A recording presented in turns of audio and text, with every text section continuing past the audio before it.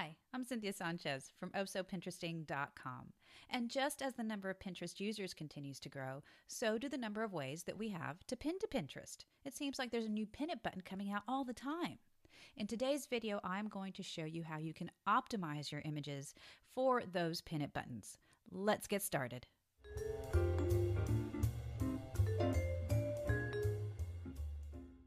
So here we are on the Oh So Pinteresting blog. And what do I mean when I say you can optimize your images for the different pin it buttons? Well, as you can see, I have lots of different pin it buttons, a hover button, one in my social share bar. I use Google Chrome, so now they've started where they'll show a hover button. This white one over here, it's kind of fighting with my installed one, so it doesn't show up very well. And I also have a pin it button as a bookmarklet tool on my browser.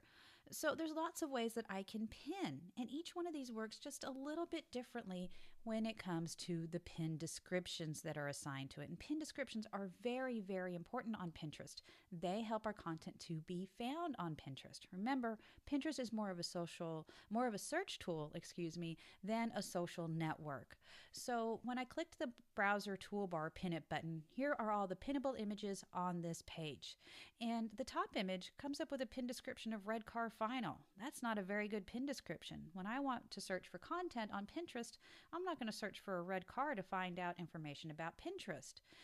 This one over here, which is the image underneath it, pulls the blog post title name. And in this case, the blog post is just something I'm using for a test, so this isn't a real blog post or anything. But you can see that they each work differently. In the image below, I used a different pin description. I kind of optimized it for it. This is one that has been tweaked for Pinterest, if you will. And you can see that it has a very nice keyword-rich pin description, and that's what you want to make your images searchable and more pinnable on Pinterest. Let me show you how I did that. So here we are in my WordPress dashboard, and here you can see the two images that I've added to this post.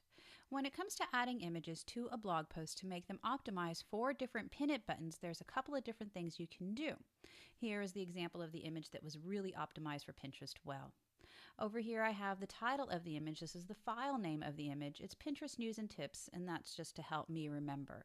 But you never know where the Pinterest pin it buttons are going to work to pull the information for the pin description. So I try to keep these keyword optimized too.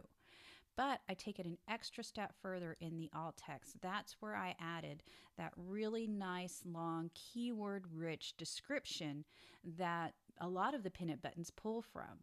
So use this alt text to your advantage. Once you get that optimized, it will be ready for Pinterest and all of the pin it buttons.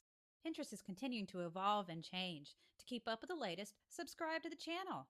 Or if you are interested in learning more about how to use Pinterest to grow your business or blog, come on over to ohsopinteresting.com. There you'll find tips and tricks and the only podcast dedicated to Pinterest. See you there.